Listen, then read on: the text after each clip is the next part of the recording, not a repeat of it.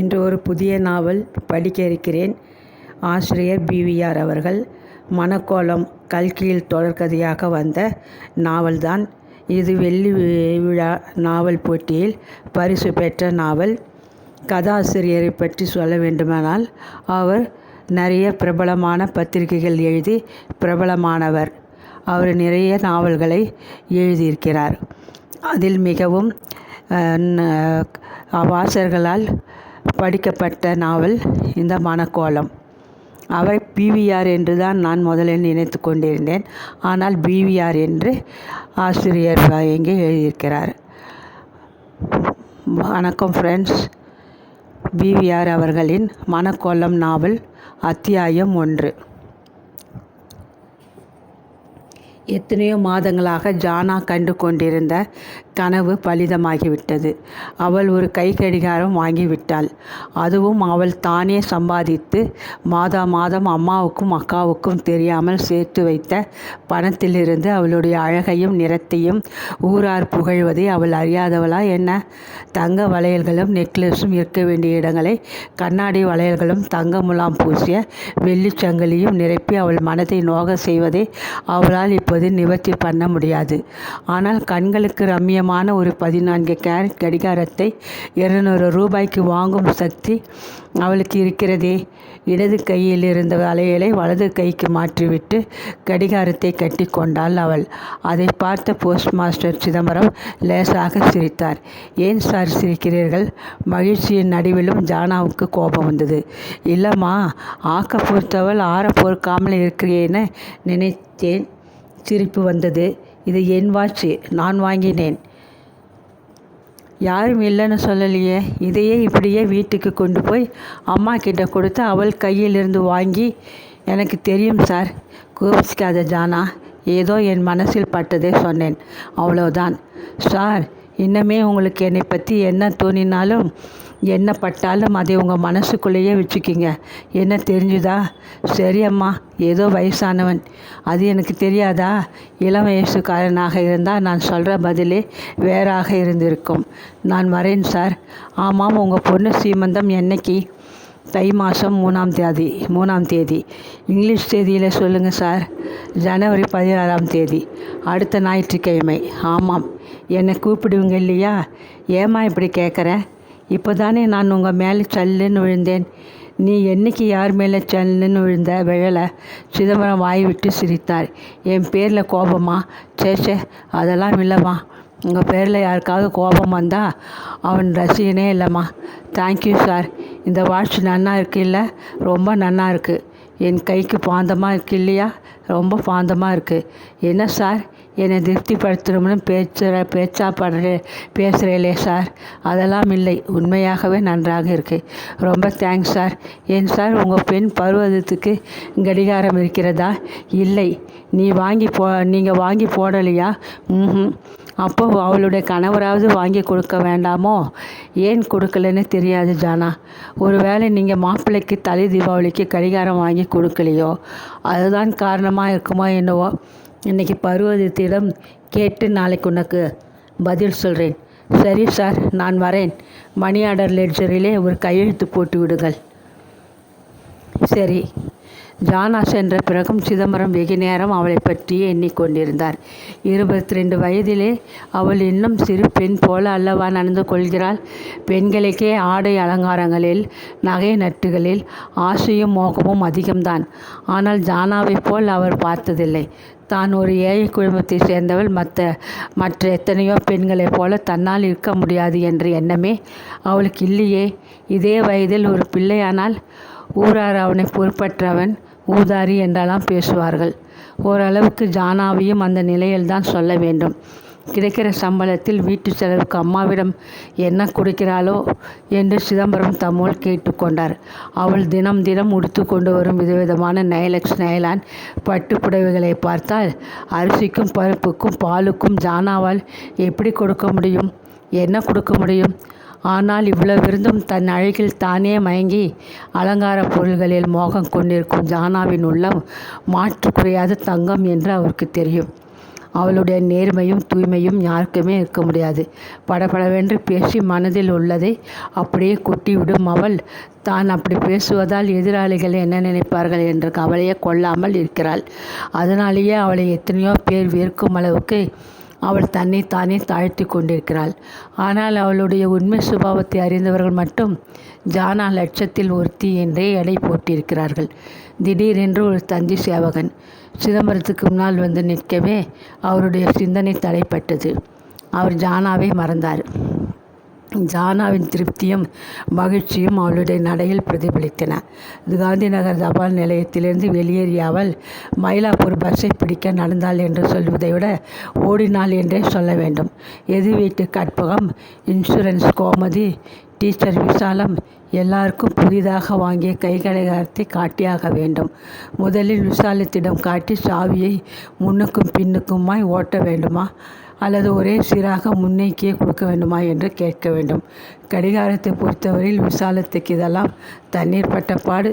எத்தனையோ கடிகாரங்களே அவள் இதுவரை மாற்றியிருக்கிறாள். ஜானாவுக்கு சிரிப்பு வந்தது. தெருவில் நடந்து செல்பவர்களில் ஓரிருவர் அவள் தனக்குத்தானே சிரித்து கொள்வதை பார்த்ததை உணர்ந்ததும் அவள் உடனே சிரிப்பை அடக்கி கொள்ளவில்லை.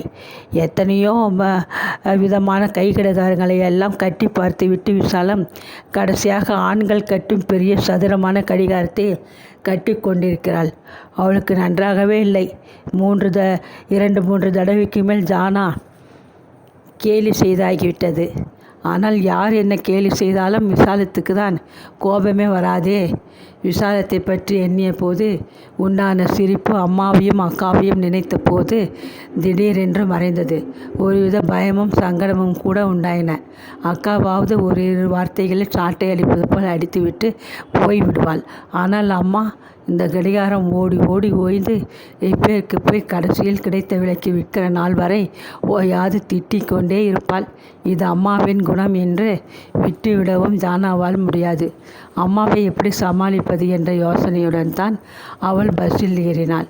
இடையிடையே தங்கை கமலாவின் நினைவும் வேறு வரவே அவளுடைய முகத்தின் ஒளியே மறைந்துவிட்டது. பிரகாசமாக இருந்த வானத்தில் திடீரென்று கருமேகங்கள் குழுமிவிட்டன. அரிசிக்காரன் தெருவில் ஒரு வீடு, கம்பி அழியிட்ட மங்களூர் ஓடு வேந்த வீடு, சின்னஞ்சிறு திண்ணையை தாண்டினால் குறுகலான ரேழியின் வலது புறத்தில் திண்ணைக்கும் கூடத்துக்கும் நடுவே ஒரு சிறு அறை. இந்த அறையிலிருந்து கூடத்துக்கும் வழி இருந்தது. அச்சிறிய வீட்டுக்கு கூடம் சற்று பெரியது என்றே சொல்லலாம். ரேழிக்கு நேர் எதிரே 4 அடி சதுரத்துக்கு ஒரு முற்றம். கூடத்தில் அதிக சாமான்கள் இல்லை. ஒரு சிறு மேஜை, அதன் மேல் எப்போதோ வாங்கிய ரேடியோ, மேஜைக்கு முன்னால் ஒரு முக்காலி, மூலையில் சுருட்டி வைக்கப்பட்ட 2 பாய்கள். வீட்டின் முன்பக்கத்து அறையைப் போலவே ஆனால் அதை காட்டிலும் 2 மடங்கு பெரிதாக இன்னொரு அறை கூடத்துக்கு அப்பால் இருந்தது. படுக்கை அறையாக பயன்பட்ட அதில் படுக்கைகளை தவிர பெட்டிகளும் இருந்தன. ஒரு கொடியில் புடவைகளும் ரவிக்கைகளும் பெண்களின் மற்ற ஆடைகளும் தாறுமாறாக கிடந்தன. வீட்டின் பின்புறத்தில் சமையல் அறையும் பூஜை அறையும் இருந்தன. தாழ்வாரத்தில் அரைப்பதற்கும் ஆட்டுவதற்கும் அம்மியும் ஆட்டுக்கல்லும் பதித்திருந்தார்கள். தாழ்வாரத்திலிருந்து சரசரவென்று இறங்கிய ஒரு சிறு கொல்லையில் கிணறும் அதன் அருகே துணி துவைக்கும் கல்லும் காணப்பட்டன. கிணற்றுக்கு இடதுபுறமாய் தெருவிலிருந்தே நேராக பார்த்தால் தெரியக்கூடிய ஒரு துளசி மாடம் தன் வெண்ணிற பூச்சை எழுந்து செங்கலின் சிவப்பு பழுப்பாக மாறிக்கொண்டிருக்கும் அலங்கோலத்தில் காட்சியளித்தது. கொல்லையில் 2 தென்னை மரங்களையும் ஒரு மாமரத்தையும் தவிர வேறு மரங்கள் கிடையா. சமையல் அறையிலிருந்து வந்த பாகிருதி கூடத்தை அடைந்ததும் நின்றாள். முற்றத்து தூணில் சாய்ந்தவளாய் கமலா ஏதோ ஒரு பத்திரிகையை படித்து கொண்டிருந்தாள். ஏண்டி கமலா, பரீட்சைக்கு இன்னும் 2 மாதம்தானே இருக்கு. பெண் பதில் சொல்லவில்லை. ஏண்டி, நான் ஒருத்தி கேட்குறேன், இப்படி அலட்சியமாக நீ உன் பாட்டுக்கு? பாகிருதிக்கு மூச்சு வாங்கியது. படித்து கொண்டிருந்த பக்கத்தில் அடையாளத்துக்கு ஒரு விரலை சுருகி பத்திரிகையை மூடின கமலா அம்மாவை ஏறிட்டு பார்த்தாள். என்ன கேட்டம்மா?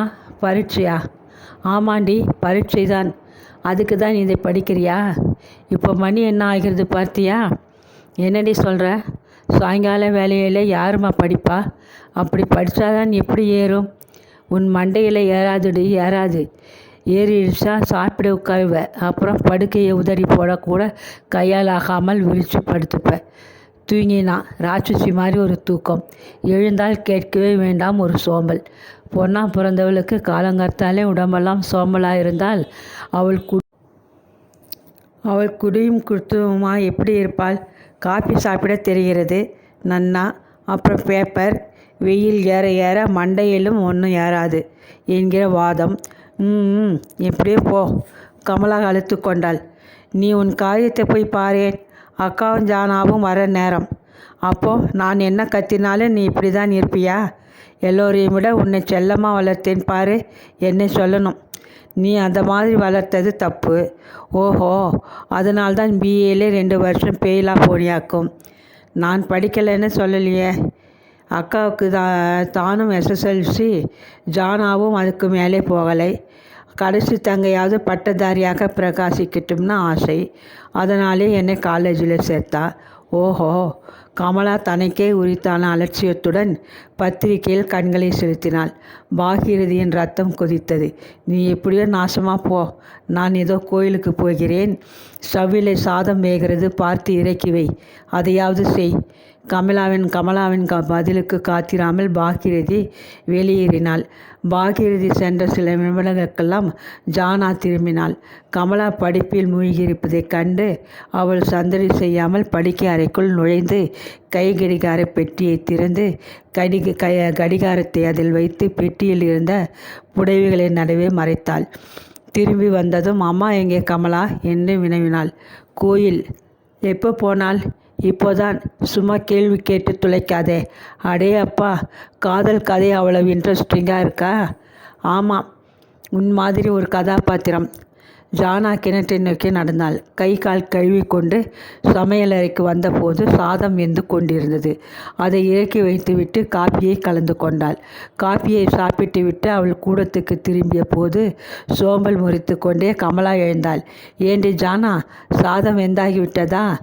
ஸ்டவ்வில் சாதம் இருக்கா? ஏன் நீ காப்பி கலந்துக்க அதை இறக்கி வைக்கலையா? ஏதோ ஒரு வெண்கல பாத்திரத்தில் தண்ணியிலே ஏதோ வெள்ளையாக இருந்தது, அதுதான் சாதமா? ஜானாவின் நையாண்டி கமலாவையே பணி வைக்கும்.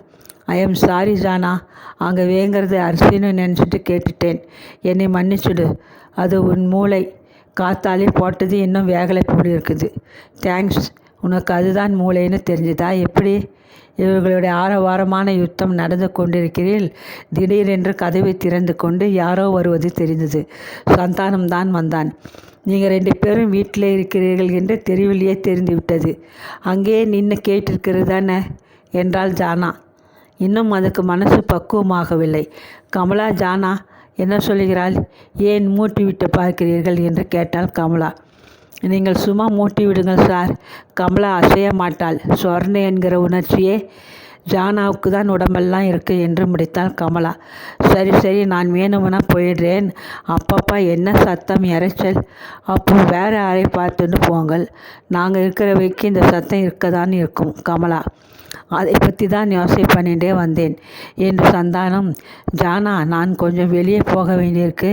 ஒரு வேளை ராத்திரி 12 மணி ஆனாலும் ஆகும். அம்மா கிட்டே சொல்லு என்றான். சரி என்ற ஜானாவுக்கு அப்போதே கடிகாரத்தை அவனிடம் காட்ட வேண்டும் என்று மனம் துடித்தது. ஆனால் கமலா இருக்கிறாளே, கோபத்தில் பேசக்கூட மாட்டாள். மேலும் அம்மாவுக்கும் அக்காவுக்கும் முதலில் அவள் வாங்கி விவரத்தை சொல்ல வேண்டும். அவர்கள் என்ன சொன்னாலும் அதையெல்லாம் கேட்டுக்கொண்டாக வேண்டும். சந்தானம் சென்ற பின் கமலா ரேடியோவை திருப்பி கொண்டிருக்கும் ஜானாவை ஓரக்கண்ணால் பார்த்தவளாக சமையல் அறையை நோக்கி நடந்தாள். உடன் பிறந்த சோம்பல் உடம்பெல்லாம் வியாபிக்க சதை பிரிகின அவள் உடல் தள்ளாடியது. திரும்பி வரும்போது ரேடியோவின் பாட்டுக்கு தாளம் போட்டு கொண்டிருந்தாள் ஜானா. மீண்டும் பத்திரிகையை எடுத்து முற்றத்து தூணில் சாய்ந்தவளாய் கமலா படிக்கலானாள். ஏண்டி இந்த கண்ட புத்தகங்களை படிக்கிற? நீ கண்ட சினிமா பாட்டை கேட்கலாம் இல்லையா? எனக்கு ஒன்று மார்ச் மாதம் பரீட்சை இல்லை. பாட்டு போட்டியும் தாள போட்டியும் இருக்காக்கும். அது சரி, நீ எதுக்கு என் புடவையை கட்டின்னு இருக்க? அப்போதுதான் ஜானா தன் பச்சை நிற நைலான் புடவையை அவள் கட்டி கொண்டிருப்பதை கவனித்தாள். எனக்கு புடவை இல்லை. அதுக்கு யார்கிட்ட நிறைய புடவை இருக்கோ அவள் புடவையை கட்டின்ட்டேன். இப்போ அதை முதலிலே அவிழ்த்து தண்ணியிலே போடு. முடியாது. உன் புடவையை கட்டிக்கொள். கட்டிக்கொள்ளும்படியா நல்ல புடவை இல்லை. அக்காவின் புடவையை எடுத்துக்கொள்ளேன். நீயும் அக்கா தானே. அந்த அந்த உரிமையை இந்த புடவை விஷயத்தில் மட்டும் கொண்டாடுறதுக்கு உனக்கு வெட்கமா இல்லை? இருந்தால் போயும் போயும் உன் புடவை எடுப்பேனா? நேற்று தான் நான் அதை துவைச்சி இஸ்திரி போட்டு வச்சேன். அதுதான் பார்த்து இதை எடுத்துட்டேன். இப்போ அவிழ்த்து வைக்க போறியா இல்லையா? சும்மா அலட்டிக்காதடி. நாளை காத்தாலே நானே வாஷ் பண்ணி காய வைத்து இஸ்திரி போட்டு வைக்கிறேன். இதை முதலிலே சொல்லியிருக்கலாமோ இல்லையோ? அப்பாப்பா, ஒவ்வொருத்தர் என்னென்ன தியாகமெல்லாம் செய்கிறா. இவ புடவையை கூட உடன் பிறந்த தங்கைக்கு இரவல் தர மாட்டாள். ஜானா அமைதியாகிவிட்டாள். அக்கா பேசாமல் இருப்பதைக் கண்ட கமலாவும் மேலே படிக்கலானாள். அடுத்த நிமிஷம் சீதா வீட்டினுள் பிரவேசித்தாள்.